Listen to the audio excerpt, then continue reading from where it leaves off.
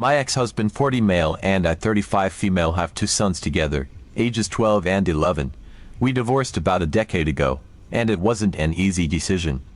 I never imagined we'd end up like this, especially with the bond we once shared. But, honestly, things started going south during my second pregnancy. When I found out I was pregnant with our youngest, I was so hopeful it would bring us closer.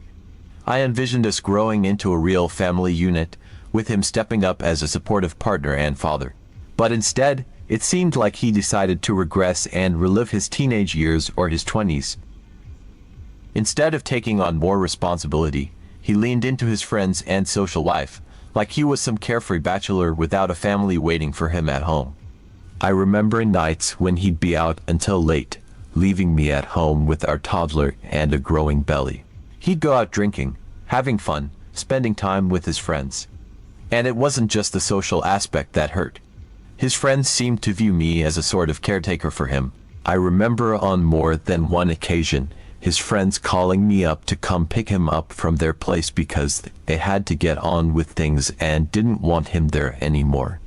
They treated me more like his mom or his personal Uber than his wife. It was exhausting, and I felt completely alone.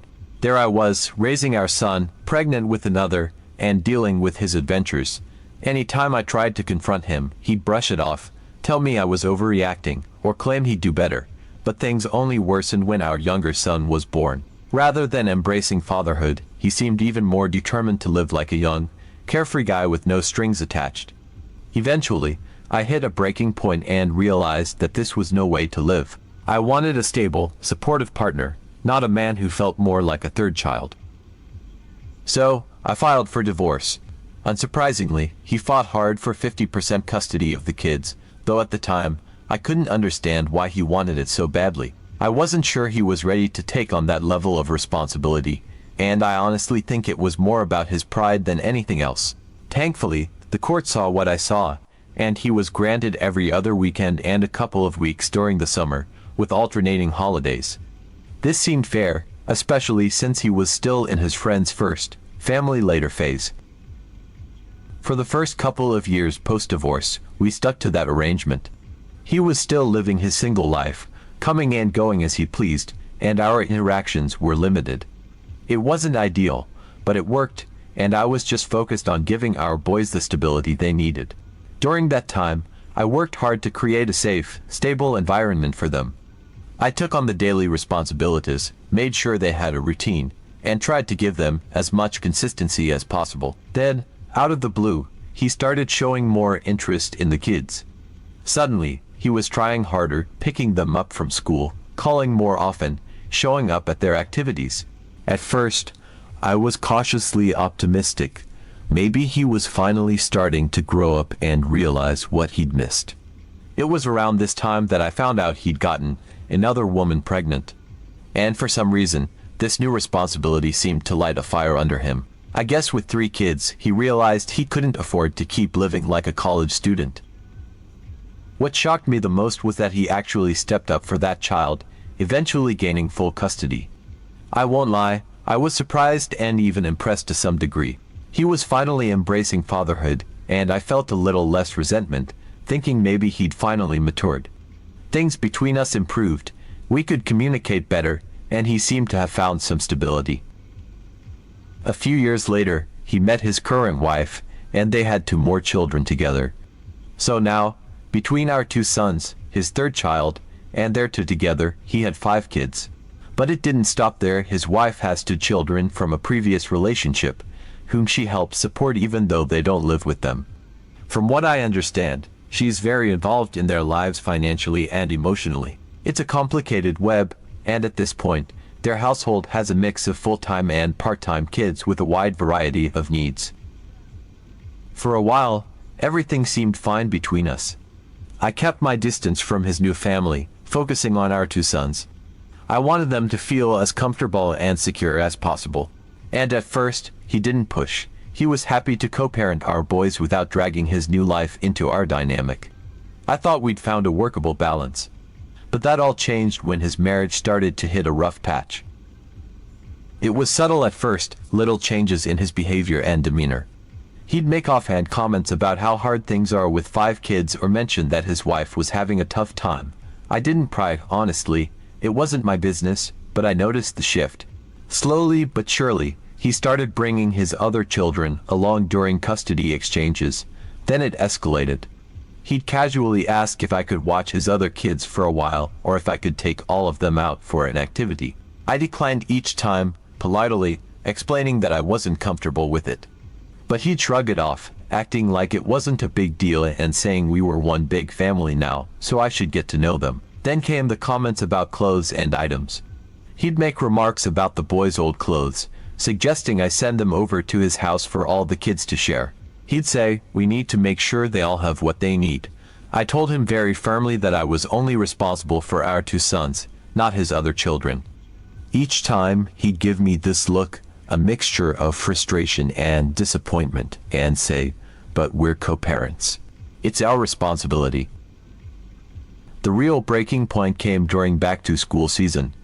As usual, I bought the necessary supplies for our boys' backpacks, notebooks, pencils, all the basics. But when he saw what I'd bought, he had the audacity to tell me I hadn't bought nearly enough for everyone. I asked what he meant, genuinely confused, and he said there was no way I'd bought enough to share evenly among all 5 kids. I was stunned.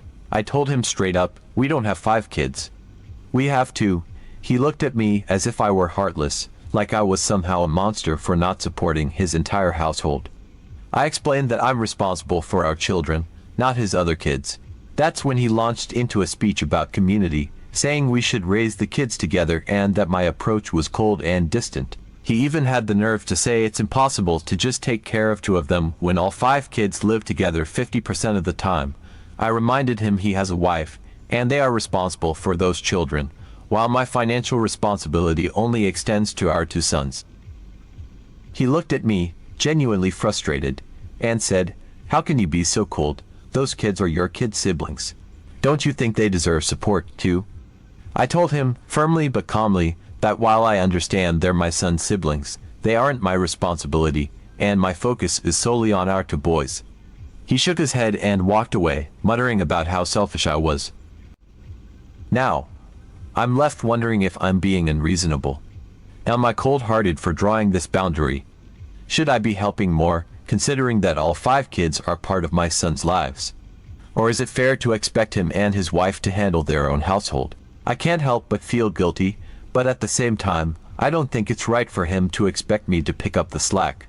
Rita, Update 1. A few weeks after our last argument, when I thought my ex had finally understood that my financial responsibility extended only to our 2 sons, he decided to call me up out of the blue. It was late October, and the chill of autumn was setting in. I figured he'd be talking about some fall festival or maybe Thanksgiving plans.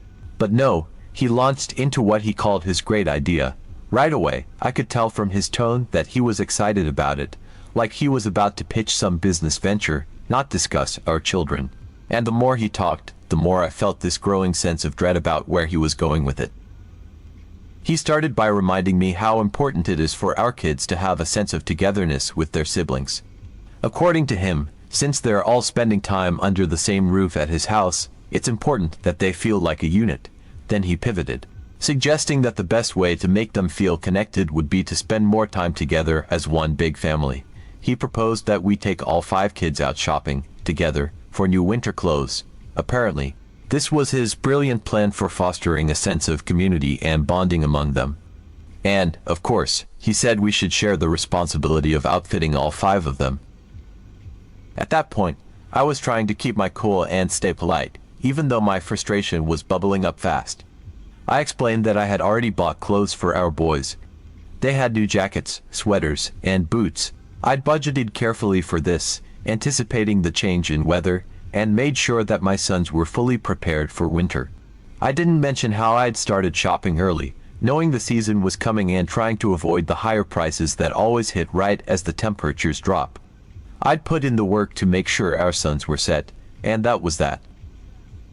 But my ex wouldn't let it go. He started telling me that I was being self-centered by only focusing on our 2 boys, that I needed to think about the other kids too. He went on and on about how, as a mother, I should naturally want to make sure all the kids had what they needed.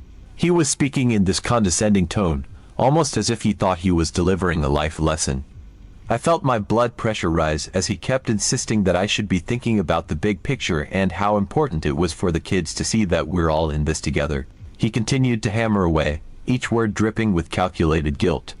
He spun this image of my boys returning to his house in their brand new, cozy jackets, shoes with firm soles that would keep their feet warm through the biting cold, while their siblings looked on, shivering in thin, worn-out sweaters and last year's shoes with holes threatening to open up at the seams.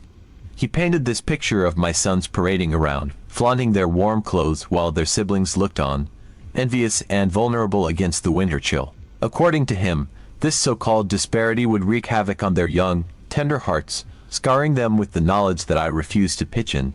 He said it would create an uncomfortable tension, making my sons feel guilty for having what they needed while the other kids were left to make do with less. The more he talked, the clearer it became that he was trying to shift the blame entirely onto me. I could feel a bitter laugh building up inside me at the irony of it all. Here he was, lecturing me about how, as a mother, I should understand the importance of warmth, comfort, and equality, yet he didn't seem to realize that these were his children, his responsibility, not mine. His words reeked of entitlement, his tone patronizing, as if I were the negligent one who'd abandoned these poor, shivering kids. He was so quick to push his parental duty onto me, acting as if these other children were somehow my fault, as if their unmet needs were a moral failing on my part. The audacity was stunning, almost laughable. How could he possibly twist this around to make me the villain for setting boundaries and caring solely for our boys? But he wasn't done. Just when I thought he'd said it all, he took his pitch to another level. He leaned in with what he clearly thought was a foolproof plan, his solution to this fabricated problem. His voice took on a rehearsed quality, like he'd practiced it a few times in his head, and he launched into this grand scheme with the confidence of someone who thought they'd just solved world hunger. He suggested that, instead of both of us taking separate responsibility, we should pool our finances into one joint clothing budget. He spoke as if this was some great, selfless gesture, a show of unity for the kids. He went on, explaining that we'd split the costs evenly to ensure that all 5 children had what they needed, oblivious to the fact that only 2 of them were mine. Then, with the tone of someone delivering a brilliant punchline, he revealed his fair solution. Since I had more financial stability, a phrase he delivered with a smug certainty that made my skin crawl, he proposed that I cover 60% of this clothing budget, while he would, generously, cover the remaining 40%. He said it as if he were offering me a privilege, as though I'd be lucky to take on this extra burden because I was in a better position financially. My jaw nearly hit the floor. In what universe did he think I would willingly, happily fork over the majority of the funds to clothe his other kids he had after our divorce? It was almost like he thought he was doing me a favor, allowing me the opportunity to give back by taking on his household's expenses. The audacity! He really expected me to not only share the cost of clothing for all 5 kids but to cover more than half of it. And the way he justified it made my stomach turn. According to him, since I had a good job and was doing fine, I should understand that it's only fair for me to help out a little more. He kept saying, "You're a mom, you know what it's like. You should want to contribute more for the sake of all the kids," as if my financial success somehow obligated me to provide for the children he had with other women. It was like he thought I'd be flattered by his request to play mother to his other kids. The entitlement was staggering. He just assumed I'd roll over and start writing checks for his household. I couldn't believe he was actually expecting me to bail him out because he and his wife were struggling. It was like he had completely forgotten that these other children had nothing to do with me, and their needs weren't my responsibility. The whole situation felt surreal, like he was testing how far he could push me, how much he could get away with. He even had the nerve to imply that it was somehow my fault that I'd already bought clothes for our sons, like I had jumped the gun by taking care of their needs before he had his epiphany about a joint budget. He seemed to think that if I hadn't gone ahead and bought clothes for our kids, his plan would have been perfect. He actually made it sound like I'd created a problem by being responsible for our sons in advance, instead of waiting around to coordinate with him. I couldn't take it anymore. There was no point in trying to reason with him, no way he was going to see my side. He'd already decided that I was some kind of selfish villain, and he was intent on making me feel like I was abandoning all 5 kids by refusing to comply with his ridiculous plan. I felt my patience snap. Without another word, I simply hung up the phone. It took me a while to calm down after that. I couldn't shake the frustration, the disbelief, the sheer entitlement he'd shown. He clearly thought that by guilting me, by positioning himself as this struggling father trying to hold it all together, he could get me to step in and solve his problems. I could see the game he was playing, and the fact that he was using our children, our boys, as pawns to get what he wanted was infuriating. I am trying to do what's best for our children, while he seems determined to make me feel guilty for not doing more for his other kids. It's exhausting and frustrating, but I'm sticking to my boundaries, because at the end of the day, my focus is, and will always be, on the 2 children we share. And no amount of guilt tripping or manipulation is going to change that. Update 2. A few days after my ex's attempt to convince me to contribute to a joint budget for winter clothes for all 5 of his kids, he called me again. I saw his name flash on my phone screen, and my stomach immediately twisted. I could feel my irritation bubbling up just at the sight of it. After our last conversation, I had zero desire to deal with whatever he was going to throw at me this time. I knew him well enough to realize he wasn't calling to just catch up. Still, some part of me, maybe a lingering sense of politeness or curiosity, pushed me to answer the call. When I picked up, he surprised me by speaking casually, as if we hadn't just had a tense argument about sharing financial responsibility for his household. He didn't bring up our last conversation or even hint at the fact that I'd hung up on him in frustration. Instead, he launched into small talk, asking how I was doing, like he hadn't just tried to guilt-trip me into footing a 60% share of the winter clothes budget for 5 children. I answered him, though I kept my tone neutral, cautious, because I knew better than to think he was calling just to chat. I could sense that he was gearing up for something, I just didn't know what yet.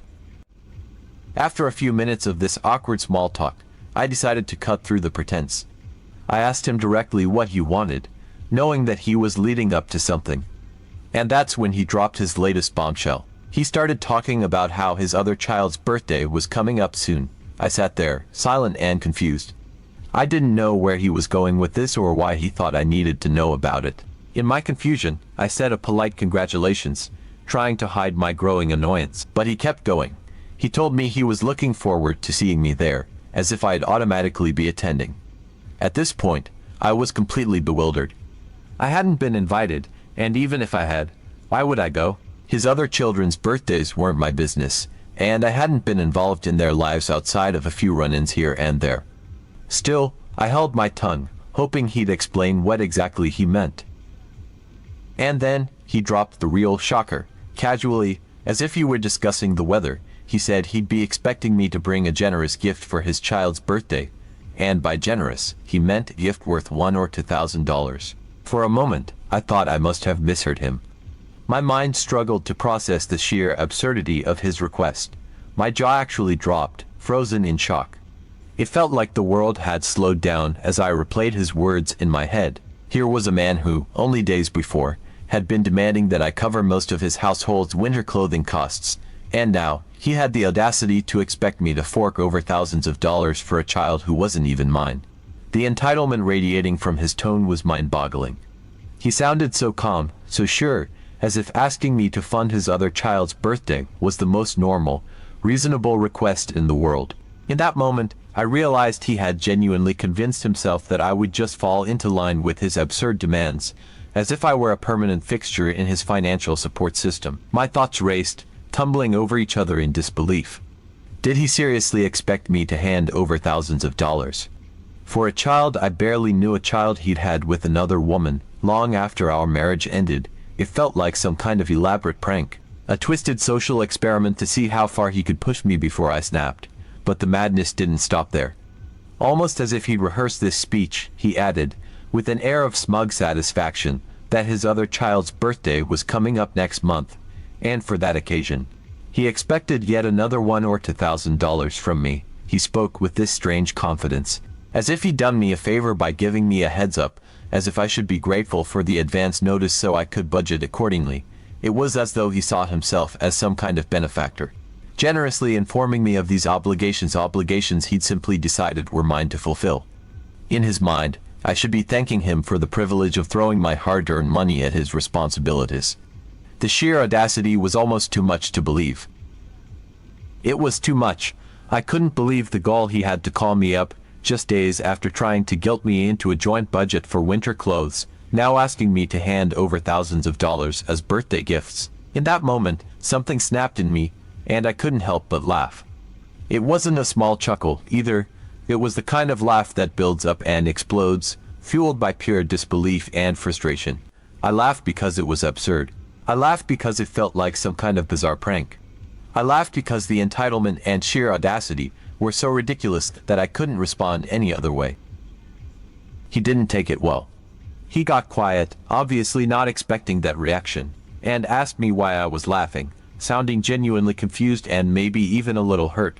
But I couldn't stop. The absurdity of it all was overwhelming, and all I could think was, this man is out of his mind.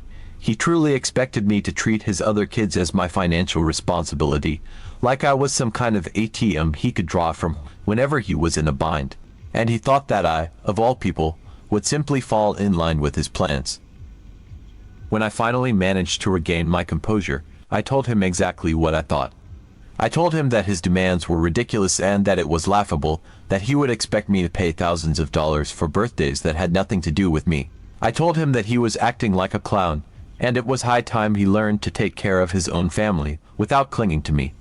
I told him that his children, beyond our 2 sons, were not my problem, and that he needed to stop trying to drag me into his mess. After that, I hung up. I didn't wait for him to respond or argue, because I knew he tried to twist it, tried to guilt me, tried to make me feel like I was the one being unreasonable. But I wasn't going to let him manipulate me anymore. I was done being his safety net, his fallback option, whenever he was in over his head. I had my own responsibilities, and I had already made it abundantly clear that my priority was our 2 sons, not the family he had created after we divorced. Maybe one day, he'll realize that I'm not his backup plan, not his financial crutch, not the answer to his problems. Until then, I'm focusing on what truly matters, providing for and raising my sons, without letting his endless demands weigh me down.